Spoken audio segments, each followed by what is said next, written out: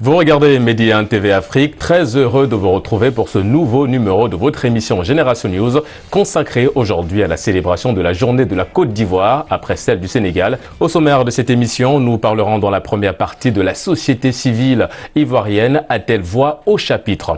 En deuxième et dernière partie de cette émission, nous parlerons des nouveaux métiers. Sont-ils aujourd'hui des gisements d'emploi? Et pour en parler, je reçois aujourd'hui David. David, vous êtes ivoirien de nationalité, juriste en droit d'affaires. Merci d'avoir répondu à notre invitation. Merci beaucoup et merci aussi à tous ceux qui suivent Génération News. Et juste à côté de vous, nous avons Junior. Vous êtes photographe professionnel en visite au Sénégal, évidemment. On aura le temps d'en parler tout au long de cette émission. Merci également d'avoir répondu à notre invitation. Merci à vous pour l'invitation. Nous avons Flore. Flore, vous êtes étudiante en médecine au Sénégal. Merci d'avoir également répondu à notre invitation. Merci beaucoup à vous. Et nous allons terminer avec Olivier. Olivier, vous êtes acteur de profession aussi, mais vous êtes surtout dans la stratégie commerciale, on va le dire ainsi. Merci également d'être là parmi nous aujourd'hui. Merci de l'invitation à vous. Alors, je le disais dans la première partie de cette émission, dans mon introduction, ce nouveau numéro de Génération News est consacré à la célébration de la journée de la Côte d'Ivoire, après celle évidemment du Sénégal. Olivier, est-ce qu'aujourd'hui, la société civile ivoirienne est en mesure de proposer des solutions, on va dire, pertinentes aux problèmes de la société ivoirienne? Déjà, il faut comprendre qu'un État ou une nation ne peut pas avancer, ne peut pas se développer sans l'avis de la société civile. Voilà, c'est la société civile elle-même qui est l'essence même de l'État. C'est pour elle que l'État travaille, c'est pour elle que la nation existe. Donc, il est clair que tout projet ou tout programme qui doit être mis en place par rapport à la société civile, il faut que cette société-là puisse avoir son mot à dire. Et je pense que la société civile a fortement son mot à dire et peut fortement impacter sur l'avancée d'une nation ou d'un État, bien évidemment en Côte d'Ivoire. Junior, évidemment, Olivier l'a dit, la société civile a un rôle à jouer, mais est-ce que cette société civile est assez entendue en Côte d'Ivoire? Alors, c'est un énorme problème parce que c'est ça en fait le souci au niveau de la société civile ivoirienne. Parce que les informations sont là, mais la société ivoirienne n'arrive pas à s'exprimer en tant que telle. Pourquoi je dis ça? Parce que on n'arrive surtout pas à pouvoir faire passer l'information assez rapidement. Je donne un exemple tout court. Facebook, qui est un réseau social sur lequel on remarque les jeunes avaient fait ce magazine avec plusieurs liens d'actualité au fil d'actualité qui nous donnent les informations au fur et à mesure sur l'actualité ivoirienne. Alors, ils arrivent à expliquer ce qu'ils veulent, mais qui va amener ces informations vers le gouvernement, vers les autorités ivoiriennes? Voilà une grande question qu'on n'arrive pas à répondre, mais la société civile essaie tant bien que mal d'essayer de s'exprimer. C'est un peu dur, mais on essaie de faire avec. J'aimerais un peu... Allez-y, David. Sur cette question-là, parce que déjà, il faut savoir que la société civile, du côté activité, comme tu l'as dit, c'est vraiment, on peut dire que c'est quand même, pour dire compliqué, la vie est quand même chère. On a vu également, il y a un point qui est là, Junior, c'est qu'il y a des jeunes ambitieux aujourd'hui qui veulent proposer des projets innovants à l'État ivoirien, évidemment dans la bonne marche du pays, mais beaucoup de jeunes s'engagent dans la vie associative pour évidemment faire partie de cette société civile-là. Que faut-il faire? C'est quoi le problème au juste? Est-ce que c'est un manque de sensibilisation, de communication auprès de ces jeunes? Je pense exactement que c'est un manque d'organisation. Pourquoi je dis que c'est un manque d'organisation? Parce qu'en fait, j'ai déjà vu plus de 2 à 3 reprises des organismes qui essaient de prendre en charge des propositions de jeunes, c'est-à-dire des créations d'emplois et tout. Ils font la sensibilisation, je vois bien sur les réseaux sociaux, ils font la sensibilisation pour essayer d'aider les jeunes qui ont des petits projets, qui ont des projets qu'ils veulent voir éclore à l'avenir. Par contre, combien sont ces jeunes-là qui partent vers eux? On a l'impression, on se dit que non, c'est pas possible. Quand on voit ça, on se dit non, c'est pour nos familles, c'est pour les familles précises. On se pose des questions, on se met dans la tête que ce n'est pas une opportunité qui est bonne pour nous, mais c'est pas vrai. je pense que ça sera bien pour nous d'accepter ces projets, d'aller vers eux, de les écouter, d'aller proposer nos projets et ils vont essayer de nous financer. Ce qui va essayer de créer déjà l'auto-emploi. Déjà, les jeunes vont arriver à s'entreprendre et on va moins se plaindre au niveau des autorités ivoiriennes, je pense. Justement, David, en parlant de la société civile, je disais, on remarque qu'aujourd'hui, il y a des jeunes qui sont là, qui veulent faire bouger des choses, mais qui malheureusement ne s'engagent pas dans la vie associative, qui ne sont pas membres de beaucoup d'associations et bien d'organisations de la société civile. Est-ce que c'est pas aussi par rapport à l'image un petit peu péjorative qu'on renvoie de la société civile? On voit un petit peu la société civile comme cette branche-là qui est toujours en train d'aller en contre des autorités, des actions de l'autorité, alors que comme on l'a souligné sur le plateau, ce n'est pas ça en fait. La société civile, elle accompagne beaucoup plus. Est-ce que c'est pas ça aussi qui freine un petit peu les jeunes à s'engager? Le fait d'avoir les gens véhiculer un petit peu une image péjorative de la société civile?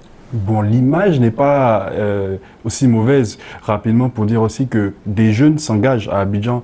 Maintenant, il y a des associations, voilà, pour aider ces enfants démunis qui ont besoin. Il y en a plein qui sont en train de grandir, voilà, qui sont en train de se créer, juste pour montrer aussi la maturité, voilà, de cette jeunesse-là. Rapidement, pour rebondir, c'est pas simplement pour dire que voilà, il y a une jeunesse un peu fugitive, mais il y a une jeunesse quand même qui est là, qui est mature. Consciente également. Voilà. Donc, ce côté, c'est vrai que je pense qu'à Abidjan, je pense qu'en Côte d'Ivoire, il n'y a pas eu vraiment ce développement-là, si je peux m'exprimer ainsi, cet esprit-là, voilà, de monter des associations, voilà. Donc, je pense que c'est maintenant même que c'est en train de se lever, et c'est en train de s'activer tout doucement. Effectivement, comme David le dit, aujourd'hui, il y a beaucoup d'associations qui se mettent en place. Et moi, je pense que à un moment donné, il faut que les gens arrêtent. Il faut qu'on travaille un peu la mentalité de nos pays africains, surtout en Côte d'Ivoire. C'est pas parce que X est là et que moi je suis pas du bord de X que je vais forcément dénigrer tout ce que X est en train de faire. Non. Moi je me dis aujourd'hui, il faut que les gens se remettent en cause. Comme elle a dit, il faut que nous les jeunes aujourd'hui, on se remette en cause soi-même.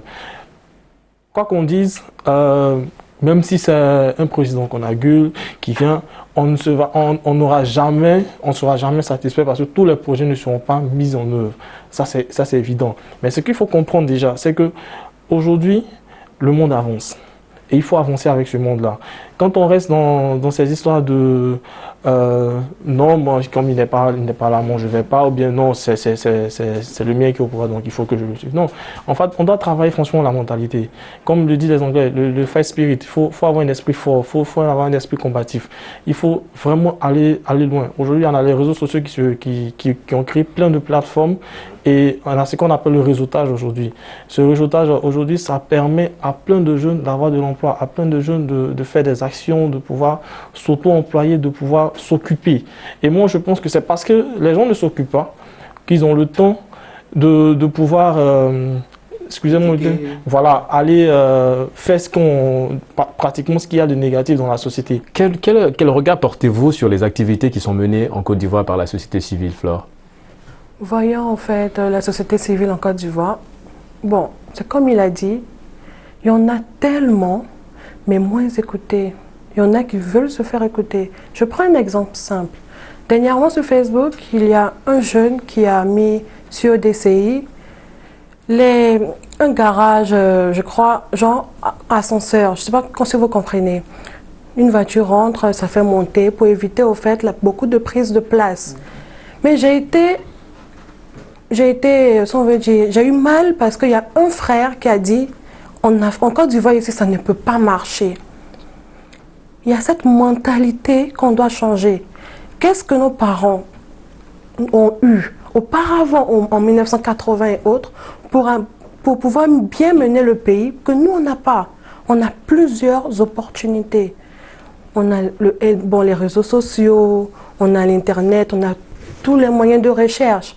Mais nous-mêmes, il faut d'abord qu'on change notre manière de réfléchir. On est en Afrique, oui, on peut même dépasser l'Occident. L'Afrique n'est pas, si on veut dire, le seuil, genre le plus petit, non. L'Afrique aussi, c'est un continent comme tout autre. L'Europe a eu aujourd'hui le nom de l'Europe, parce qu'ils ont fait ce qu'ils ont fait. C'est juste la peau qui change, si on veut le dire. Nous sommes pareils, mais nous-mêmes, on doit changer la mentalité. Nous sommes bien vrais Africains, mais pour qu'on puisse mettre un projet en place qui puisse bien marcher, il faut que mon frère qui est à côté de moi puisse aussi s'investir dans mon projet. Il ne faut pas que mon frère qui voit mon projet dise non, ça ne peut pas marcher parce qu'on est en Afrique, ou non, ça ne peut pas marcher parce qu'on est en Côte d'Ivoire. Et du coup, vous appréciez les différentes activités qui sont un petit peu menées à Abidjan par la société civile? Oui, bien vrai. Je prends l'exemple de Junior, la photographie. Aujourd'hui, la photographie a atteint un certain niveau par rapport au temps jadis, par rapport au temps de nos parents. On voit un peu aujourd'hui les photos sur les réseaux sociaux. Tu te dis, waouh, mais ça avance la photographie. Je prends par exemple aujourd'hui la couture. Avant, on disait, non, si tu pars pas à l'école, tu vas faire la couture. Mais aujourd'hui, il y en a qui sont fiers de faire la couture.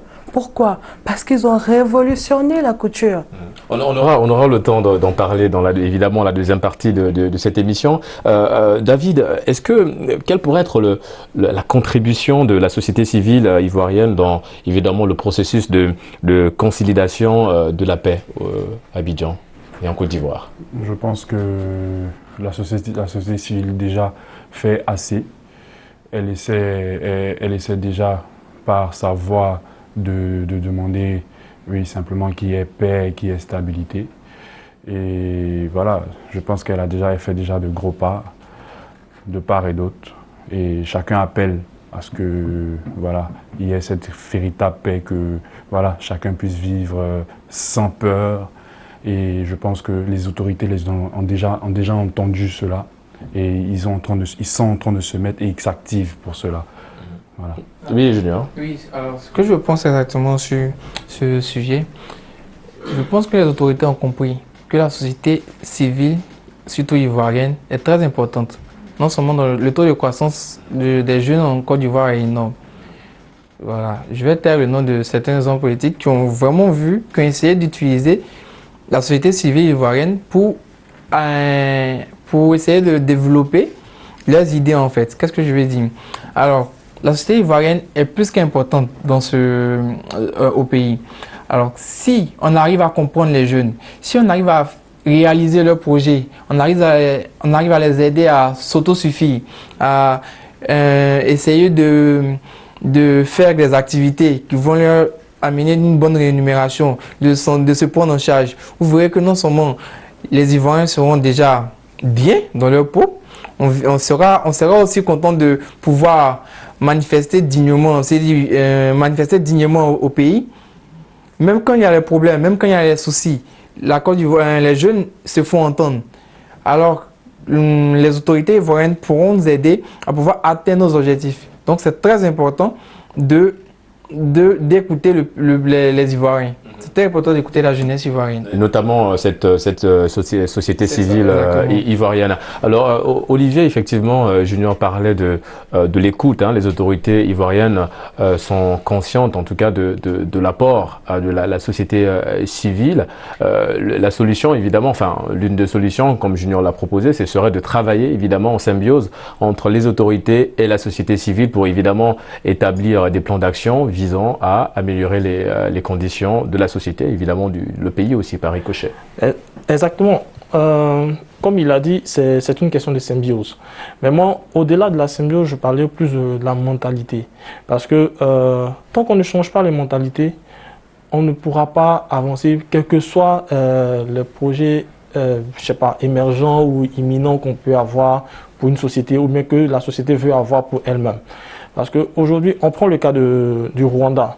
Le Rwanda, en 1994, c'était deux peuples vraiment dans un état de barbarie. Mais aujourd'hui, c'est un seul peuple. Mais pourquoi on en est arrivé à ce stade-là? Parce qu'on a changé la mentalité. On a fait comprendre que les années passent. Les autorités ou les gouvernants passent, mais le pays reste. Et c'est ce qu'on doit comprendre en Côte d'Ivoire. Moi, je peux ne pas être d'accord avec David. Je peux ne pas être d'accord avec Junior. Mais pour l'avancée de la Côte d'Ivoire, on travaille ensemble. En fait, le principe, c'est s'entendre sur nos désaccords, en fait. Voilà. Et c'est pour ça que je dis, autant on accuse les autorités, autant aussi il faut accuser la société civile. Et c'est pour ça qu'il a parlé effectivement de symbiose, parce que lorsqu'on travaille en symbiose, il est clair qu'on va avancer. On peut ne pas s'entendre, comme je l'ai dit, mais il faut s'entendre. On peut ne pas s'aimer, mais il faut s'entendre pour pouvoir faire avancer le pays. Parce que, quoi qu'on dise, tout ce qui compte, c'est la Côte d'Ivoire. Tout ce qui compte, c'est la Côte d'Ivoire, David. Donc évidemment, la société civile a un rôle majeur à jouer dans le processus de réconciliation, d'unification, en tout cas, voilà, de la Côte d'Ivoire. Oui, voilà, je rejoins aussi Olivier. Il faut vraiment qu'on puisse simplement laisser tomber et puis voilà, regarder la Côte d'Ivoire avancer. Une Côte d'Ivoire qui doit, oui, simplement passer ou avoir des élections comme le Sénégal, pourquoi pas.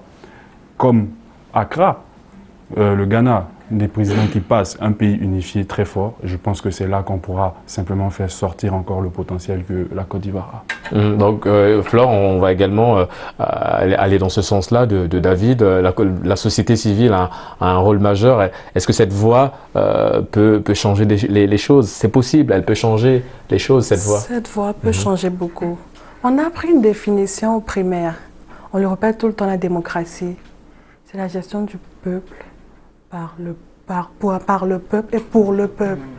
Cette définition, on l'a dit. On ne sait pas pourquoi, on ne connaît pas le sens. Les dirigeants, c'est aussi le peuple. Nous sommes le peuple.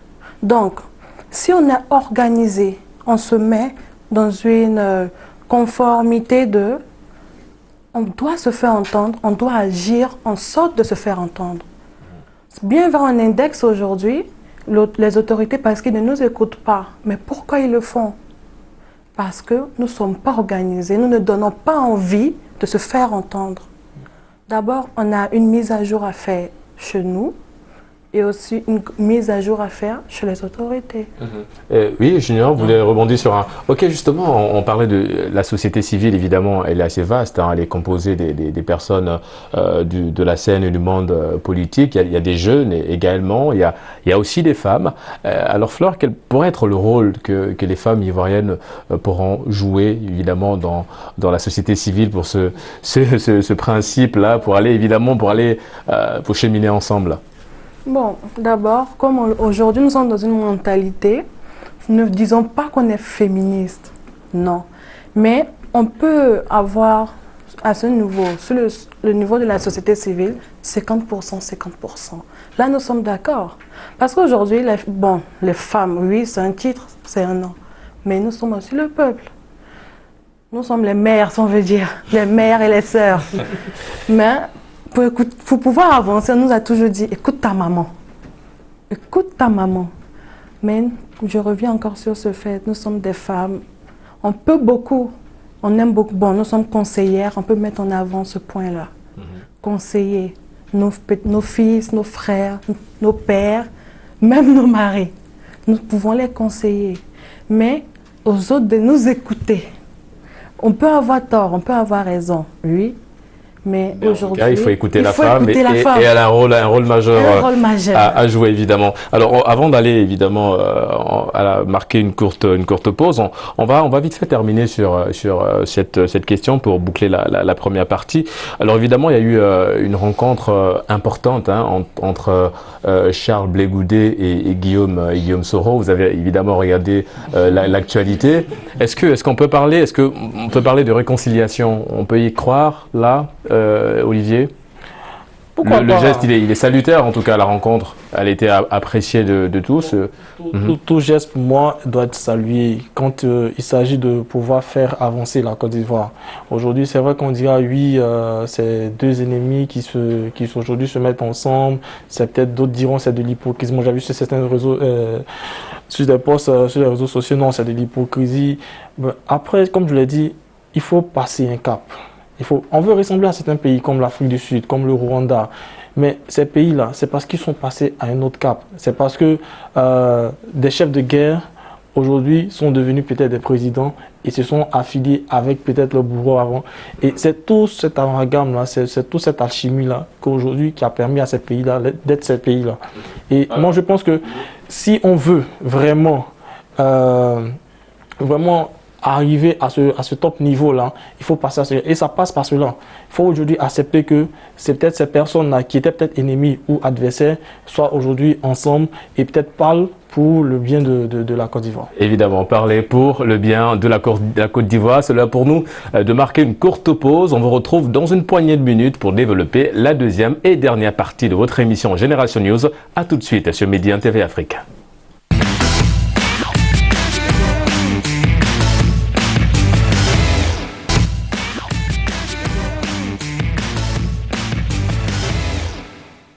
De retour sur Midi 1 TV Afrique pour la deuxième et dernière partie de votre émission Génération News consacrée aujourd'hui à la journée de la Côte d'Ivoire. Nous allons à présent dans cette deuxième partie d'émission parler des nouveaux métiers. Sont-ils aujourd'hui des gisements d'emploi?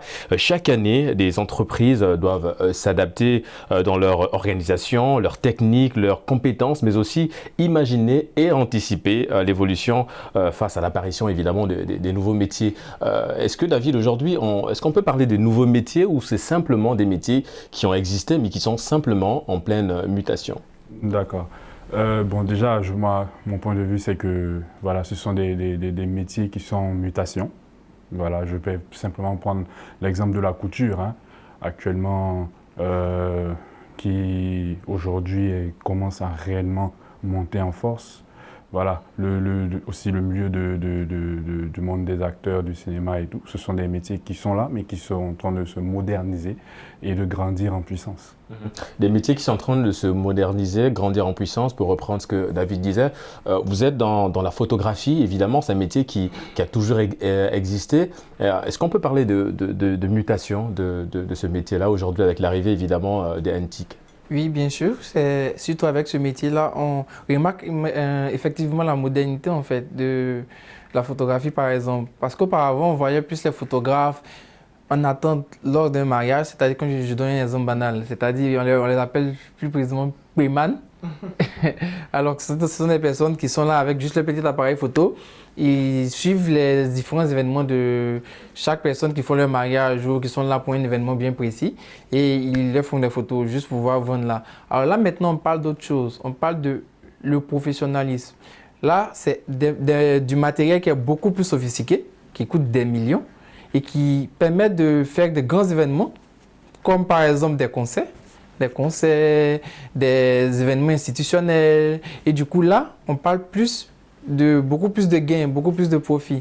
Donc là, ce sont des métiers qui existent, mais qui sont maintenant en train de se moderniser au fur et à mesure. Et c'est vraiment encourageant, en fait. Voilà, comme on l'a dit, hein, vous êtes dans la photographie. Vous êtes au Sénégal, justement, pour un événement que vous êtes là pour couvrir. Vous êtes nommé dans un festival aussi, African Talent, dans la catégorie jeune photographe, c'est ça? C'est ça, Best Photographe. C'est African Talent Award qui se fera le 14 décembre à Abidjan. Alors, je suis nominé parmi les meilleurs photographes de l'Afrique. En fait, chaque année, ils choisissent les meilleurs photographes de l'Afrique qu'ils essayent de valoriser, qu'ils essayent de... C'est ça, de donner un prix. Donc, je suis dans la catégorie. Vous travaillez avec une équipe, vous êtes en même temps employé et employeur. Ouais, c'est ça, c'est le mot en fait. Parce que je suis employé, employeur. Oui, j'ai une équipe de 20 personnes qui sont basées à Abidjan. Je suis venu exactement à Dakar pour 2 ou 3 événements. Je compte rentrer le mois prochain. Donc c'est ça. Justement, on va peut-être rester encore quelques minutes avec vous. Vous avez une équipe. Évidemment, cette équipe, est-ce qu'elle est composée des jeunes? Est-ce que c'est important aussi de montrer qu'à travers ces nouveaux métiers-là, on peut derrière générer de l'emploi parce que vous employez Bien sûr. Alors, moi j'adore bien ce métier. Pourquoi? Parce que avec nous, ce sont que des jeunes. On est tous des jeunes qui partent à l'école, qui sont tous étudiants. Mais qui ont fait de la photographie leur passion. Alors, ils viennent vers nous, ils viennent vers moi par les réseaux sociaux, c'est-à-dire Facebook, Instagram et autres, Twitter. Alors, ils viennent vers moi, ils me disent qu'ils ont vraiment besoin d'apprendre quelque chose. Donc, je les fais venir avec moi. Je les forme avec ce que j'ai appris, parce que moi aussi, j'ai appris aussi sur l'État. J'ai fait 7 mois de formation, moi seul. À la maison, YouTube, payer des cours en ligne pour pouvoir comprendre en fait la photographie et l'exposition de la lumière.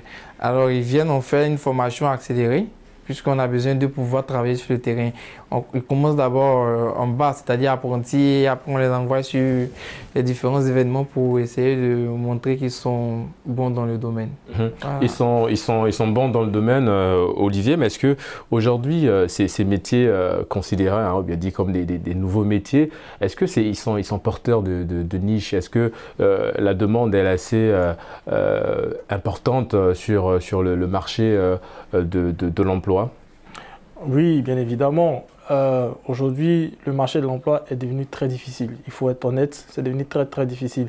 Et ces nouveaux métiers, comme on les appelle, permettent à la jeunesse qui est l'avenir du monde ou bien l'avenir des différents pays, de pouvoir se prendre en charge. C'est pour ça aujourd'hui on parle beaucoup d'entrepreneuriat.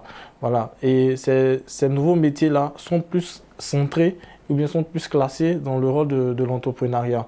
Après, il y a certains métiers aussi qui existaient, comme bien évidemment la photographie, le cinéma et autres, qui étaient des métiers vraiment existants, mais vraiment négligés. À l'époque, quand tu deviens photographe ou quand tu deviens acteur, on suppose que c'est parce que tu as raté ta vocation. Mais aujourd'hui, on a d'énormes photographes qui sont des diplômés dans de grandes écoles. Il y a des acteurs qui sont diplômés dans de grandes écoles, qui ont des expertises dans pas mal de domaines d'activité. Et aujourd'hui, on s'en rend compte que, comme on le dit, il n'y a pas de sous-métier.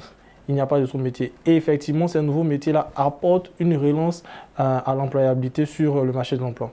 En créant justement de nouveaux emplois. Quand vous prenez peut-être le cinéma comme ça, derrière un film, c'est pratiquement une cinquantaine de personnes. Ouais, le scénariste, le preneur de son. C'est près d'une cinquantaine. Et peut-être dans de grosses productions, c'est encore plus même. Donc, c'est vraiment porteur d'emploi en fait. Flore, justement, en parlant de nouveaux métiers, hein, en ce qui concerne les femmes, on a l'impression que c'est un petit peu très ouvert pour vous, les femmes, parce que évidemment, on se lance dans tout ce qui tourne autour du cosmétique, la coiffure. Est-ce qu'aujourd'hui, c'est le cas? C'est en guillemets un petit peu ouvert pour vous dans ce domaine-là? Oui, beaucoup. Et c'est cet avantage que nous, les femmes, nous avons, vraiment. Parce qu'aujourd'hui, le métier comme la couture, qui était avant opprimé, vu comme un métier, si on veut dire, de bas classe, comme on l'appelle, on disait avant, tu pars pas à l'école, tu vas faire la couture. Mais aujourd'hui, nous sommes fiers d'embraser le métier de la couture. Pourquoi? Parce qu'on a fait de ça de l'art. Vous voyez, mais votre thème, c'est un pagne. Ouais, on a fait de l'art, on a fait de ça de l'art. Il y a la coiffure. Aujourd'hui, la coiffure, ce n'est pas seulement en Afrique. On voit en Occident certains qui font des tresses, qui font des nattes. On a su valoriser ce que nos parents ont créé. On a su valoriser. Il y a aussi la gastronomie. Chez nous, en Côte d'Ivoire, on a eu la chance d'avoir plusieurs plats. Il y en a aussi ceux qui sont dans le domaine de la gastronomie, comme j'ai dit, qui mettent en valeur les plats du pays. Aujourd'hui, pour mon exemple, moi, je suis au Sénégal, étudiante. Mais souvent, il y a des Sénégalais ou autres, si on veut dire des étrangers, qui veulent des plats ivoiriens. Flore, j'ai besoin de plats ivoiriens. OK. Mais en plus de cela, moi, j'ai une équipe derrière moi. Je ne suis pas seule, mais c'est plus des femmes. Il peut y avoir peut-être 10% des hommes. Pourquoi? Parce qu'ils se disent, non, la restauration, c'est plus pour les femmes. Non, je me dis, des hommes peuvent aussi faire la restauration. Parce que c'est aussi un métier, si on veut dire, beaucoup ouvert. On peut beaucoup créer, si on veut dire, des marchés. On peut aller avec la restauration au-delà de beaucoup de choses. On peut aussi atteindre beaucoup de choses, que ce soit la restauration, la coiffure ou la couture. Ça peut ne pas s'arrêter qu'à là, mais on peut arriver à plus. On peut faire des partenariats, par exemple, Junior. C'est un photographe. Junior, est-ce que tu peux me mettre en partenariat avec toi? C'est-à-dire quoi? Quand tu veux faire des photos, laisse-moi te faire les tenues. Évidemment, on est toujours dans le processus de travailler ensemble, mais valoriser beaucoup plus l'entrepreneuriat qui fait naître, qui participe à l'éclosion des nouveaux métiers, où ces nouveaux métiers sont déjà là, mais qu'il faut juste aller embrasser ces métiers-là. On peut même dire que c'est faire ce que tu aimes. Ce sont des talents qui sortent aujourd'hui, comme le disait le métier de photographe. À Abidjan, si tu vas dire à ton papa que tu arrêtes l'école pour être photographe, franchement, je pense pas que ce sera une bonne réponse qui va venir du père. Mais bon, aujourd'hui, quand on voit avec les weddings et tout, les mariages, comme il a dit, concerts, mais quand on dit photographe, ça va un peu plus loin, c'est beaucoup plus poussé. Il y a toute cette armada qui est derrière, comme il a dit, qui travaille de gauche à droite pour que ce mariage ou l'événement qui est fait soit vraiment élégant et beau à voir. Donc, rapidement aussi, par rapport à la couture, c'est plus comme elle le disait, c'est de l'art. C'est vraiment déjà dessiner, penser et faire sortir quelque chose. C'est, comme elle a dit, c'est vraiment... Junior, Ce serait important de savoir aussi que au niveau de ces jeunes qui ont cette passion, qui ont envie de faire la photographie, par exemple, bon nombre d'entre eux sont diplômés. Moi, par exemple, je suis diplômé, j'ai un diplôme en système mécanique informatique, je continue d'aller à l'école. J'ai fait un bachelor en informatique en plus de ça. Je dis que c'est surtout la passion qu'on essaie de mettre en exergue ici. En fait, on veut montrer qu'à part ce qu'on essaie d'apprendre à l'école, on peut essayer de valoriser nos talents, essayer de vivre avec nos talents. Voilà un peu ce que je voulais faire ressortir sur ce thème. Moi, je veux parler surtout au niveau des parents. Laissez les enfants suivre leur marche vraiment. Parce que moi, je prends mon exemple. Mon père, quand je lui ai dit non, papa, je veux faire la nourriture, il m'a dit non, laisse après, quand tu vas arriver peut-être en licence 3 ou même en master. Non, papa, je vais le faire. Mais là, il ne le sait pas, mais je suis passée en bas. Aujourd'hui, après, il sera fier de moi s'il me voit peut-être demain quelque part ou s'il voit comment j'ai pu rendre ce métier-là grand pour moi. Il sera fier. Or qu'il ne m'a pas laissé faire. C'est ça. Parlons aussi aux parents. C'est aussi la on part à l'école. Après aussi, moi, je comprends un peu les parents, parce que c'est un investissement qu'ils font. Exactement. Et ils regardent. Moi, je vais parler de mon domaine dans le cinéma. Aujourd'hui, il y a peut-être 10 ans en arrière, quand nous on rentrait dans le milieu, c'était impossible de payer un cachet à un acteur de près d'1 million, 2 millions. C'était carrément une mission impossible. Aujourd'hui, avec le combat qu'a mené les anciens, la génération en transit et autres, aujourd'hui, on peut avoir certains acteurs qui arrivent quand même à toucher ce genre de cachet-là pour notre... C'est vrai que ce n'est pas encore vraiment ce qu'on attend par rapport à Nollywood, Hollywood, Bollywood, mais au niveau de Babyhood, on se dit que bon, ça commence à prendre.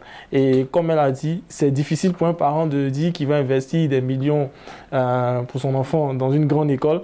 Et lorsqu'il sort, ce dernier lui dit non, je veux devenir acteur ou je veux devenir photographe. Je lui dis non. Évidemment, si je vous suis, c'est aussi aller dans la sensibilisation des parents. C'est juste qu'il faut sensibiliser aussi les parents, en fait, c'est tout. Sinon, c'est vraiment difficile pour un parent, surtout chez nous en Côte d'Ivoire, d'accepter que ces enfants-là puissent faire ce genre de métier. Souvent, même tu dis à ton père, non, je suis community manager. Il dit, attends, c'est quoi? Ça n'existait pas à son temps, en fait. Mais aujourd'hui, c'est des métiers qui sont importants dans l'entreprise, en fait. Vous ne pouvez pas avoir une entreprise, une grosse entreprise sans avoir un community manager. C'est mission impossible, carrément. Justement, Junior, pour rebondir sur ce que Olivier disait, il parlait de community manager. Évidemment, c'est des nouveaux métiers qui naissent sur le web. Vous êtes informaticien de formation.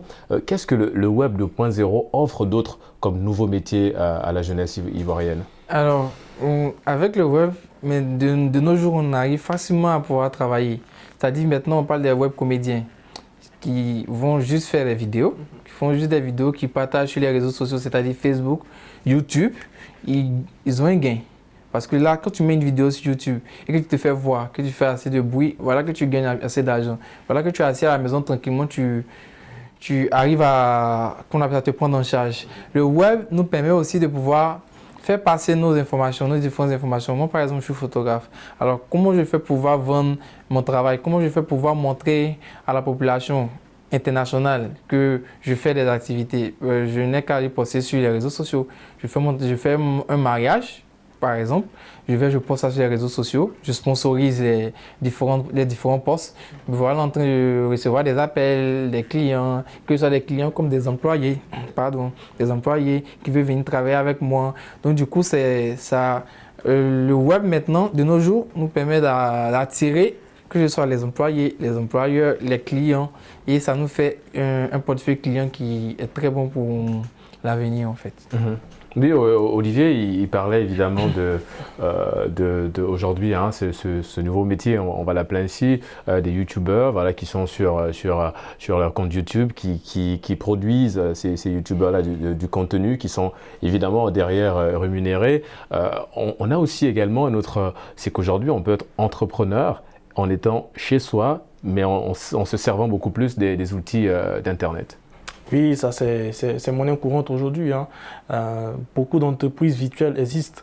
Voilà, ils sont derrière les claviers, ils créent leur entreprise et à partir de là, ils mènent leurs activités tranquillement. En Occident, on a cette facilité-là de pouvoir avoir ces entreprises-là parce qu'il y a une certaine crédibilité et il y a un système qui est mis en place pour ça. En Afrique, surtout en Côte d'Ivoire, on n'est pas encore arrivé à ce stade-là, mais le processus est en cours. Aujourd'hui, on est en train de vraiment arriver à un niveau de digitalisation en Côte d'Ivoire vraiment très poussé et beaucoup de jeunes aujourd'hui s'intéressent à la digitalisation, quel que soit leur domaine d'activité. Beaucoup s'intéressent, même dans l'art, hein, même dans le milieu du cinéma, de la photographie. Oui, évidemment, c'est dû à cette portée-là. L'Internet aujourd'hui est une plateforme qui permet de vraiment obtenir beaucoup de choses. Même Facebook. Voilà, même Facebook, ça permet de vendre beaucoup de choses, surtout le e-commerce. Voilà, ça permet de vraiment faire le e-commerce, quelle que soit ton activité, que tu sois dans la restauration, dans le cinéma, dans le tourisme et autres. Et ça vend beaucoup même dans le tourisme surtout, ça vend beaucoup de destinations. Et ça permet à ces personnes-là de recevoir de l'argent en retour. Donc, je pense que ces entreprises virtuelles qui se créent au fur et à mesure, ça commence à prendre de l'ampleur en Côte d'Ivoire. Donc, des nouveaux métiers sur Internet et qui derrière créent également, qui sont gisements d'emploi. Fleur, on va peut-être parler il parlait tout à l'heure de la digitalisation en Côte d'Ivoire. Est-ce qu'on peut aujourd'hui dire que le secteur des TIC est un secteur porteur en Côte d'Ivoire? Bien vrai, le secteur TIC est beaucoup utilisé, oui. Mais comme je peux appuyer sur un point, c'est savoir l'utiliser. Parce qu'aujourd'hui, beaucoup ne savent pas à quoi servent les réseaux sociaux. Il y en a qui sont là, bon, peut-être rien que pour se faire connaître ou peut-être montrer certains trucs. Mais il y en a qui ne savent pas s'en servir. Or, on peut prendre ce gain qu'on a pour faire mieux, pour promouvoir nos activités, pour montrer beaucoup. Mais aujourd'hui, on arrive à un certain niveau où on nous interdit même les réseaux sociaux. Les parents aujourd'hui interdisent à leurs enfants ne va pas sur les réseaux sociaux parce qu'on ne sait pas les utiliser. Si on apprend à les utiliser, on peut encore avoir ou arriver à plus. Les parents aujourd'hui, je prends un exemple. Un père est avocat. Quand son enfant va grandir, il veut que son enfant soit avocat. Or qu'un enfant qui peut-être fait des recherches ou va sur Internet, il peut découvrir sa passion par les recherches. Il peut voir peut-être junior, j'aime ces photos, je veux faire la photographie.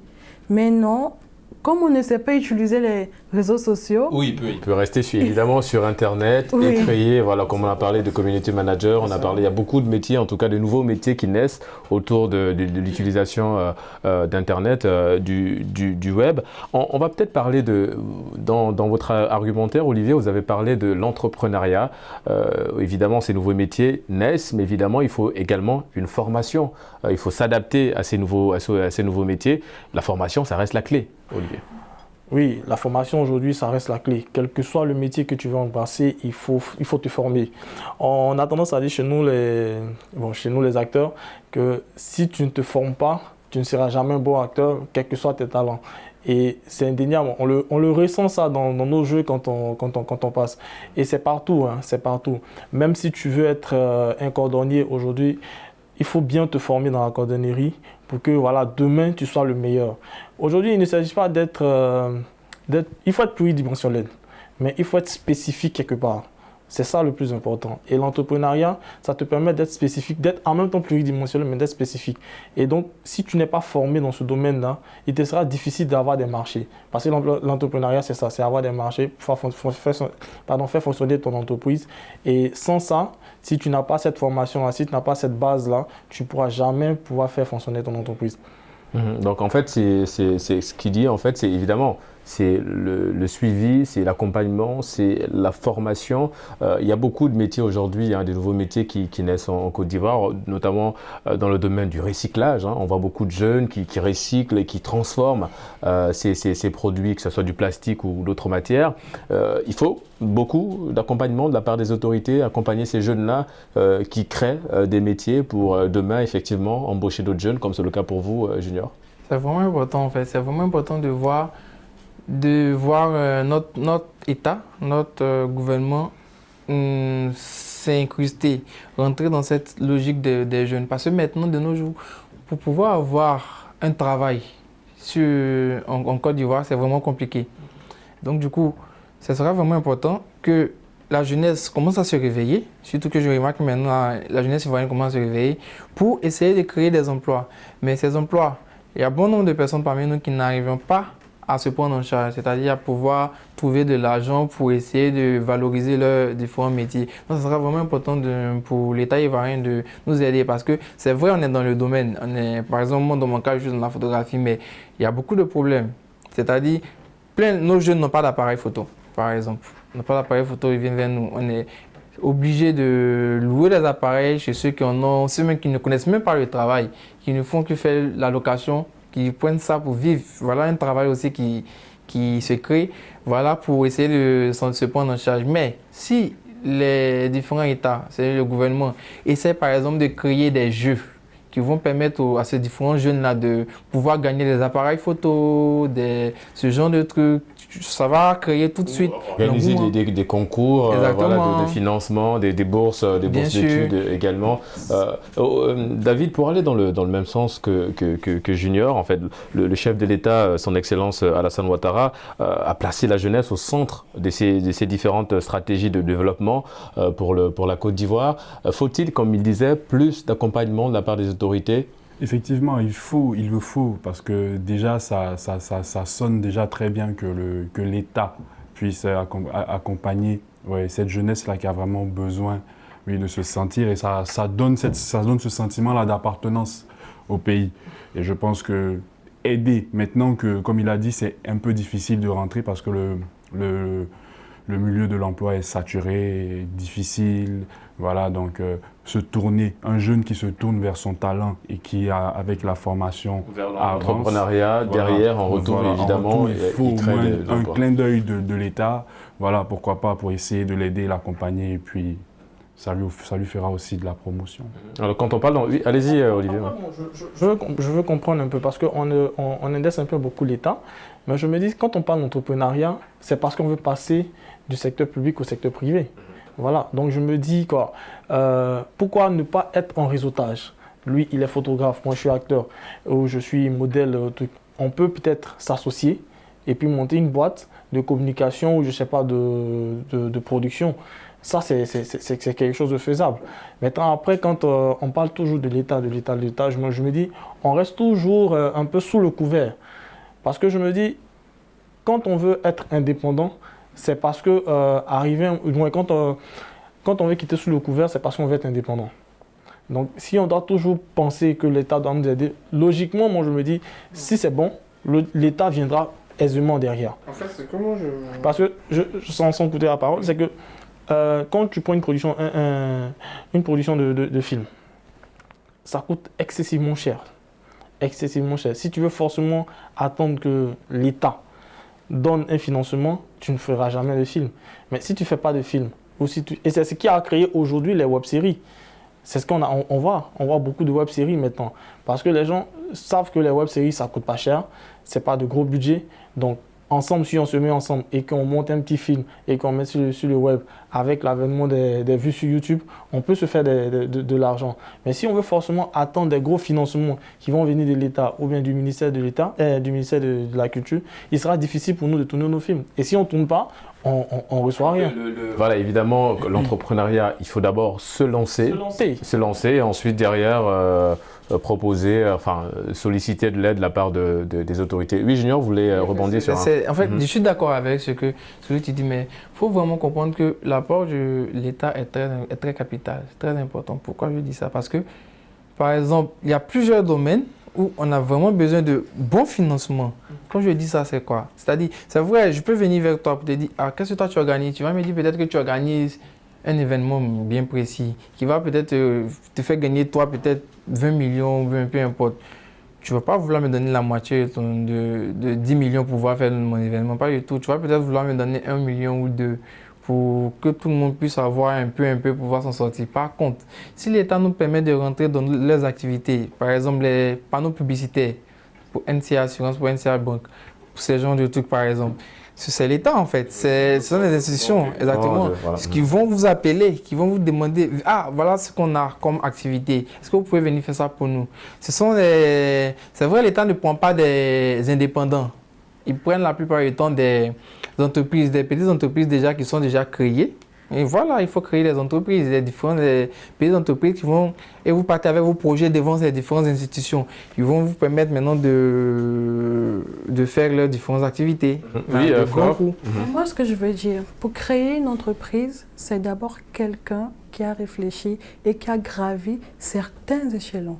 Nous sommes d'accord. Tu crois que moi, comme ça, aujourd'hui, imaginons, je me lève, je suis photographe. Tu crois que l'État ou une organisation va se tourner vers moi? Il faut d'abord que je me montre. Il faut que je sache me montrer. Si j'ai su me montrer, si j'ai pu convaincre, les gens vont venir vers moi. Donc, pour parler de, si on veut dire, d'aide, on te prend, si on veut dire, on te recrute, on t'observe, on voit ton niveau de travail, on voit ta performance et on te finance. Parce qu'un financement, ce n'est pas pour te financer aujourd'hui et demain, ça tombe à l'eau. Donc, il faut d'abord gravir certains échelons. Il faut donner, si on veut dire, l'envie de te financer. Bien vrai. Évidemment, ça passe par l'entrepreneuriat.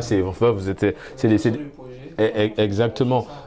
David, Olivier parlait du secteur privé. Évidemment, quand ces nouveaux métiers naissent, on est dans le secteur du privé. Faut-il davantage viabiliser ce secteur pour permettre à tout le monde, évidemment, d'y accéder, pour créer, proposer derrière, évidemment, avoir un effet multiplicateur sur les emplois?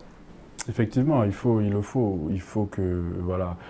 toujours optimiser, toujours accompagner, encourager ce milieu. Le secteur privé a quand même un gros poids sur l'activité financière et économique de chaque pays. Donc je pense qu'il faut toujours accompagner, il faut toujours faire la promotion du secteur privé aussi. Parce que c'est vrai que l'État, c'est aussi le public, mais voilà, il faut beaucoup faire la publicité et la promotion du secteur privé pour encourager tous ces jeunes-là. Voilà, faire la promotion du secteur privé pour encourager les jeunes entrepreneurs ivoiriens, entreprendre, en tout cas en Côte d'Ivoire, c'est possible. Les jeunes ivoiriens aujourd'hui entreprennent dans le pays. Merci en tout cas à David, merci à Junior, merci Olivier, merci Flore d'avoir participé à cette émission. Merci également à vous, chers téléspectateurs, de nous avoir regardés. Nouveau dedans, évidemment. Rendez-vous la semaine prochaine pour un autre numéro de votre émission Génération News sur Média TV Afrique. D'ici là, bonne suite des programmes sur nos antennes.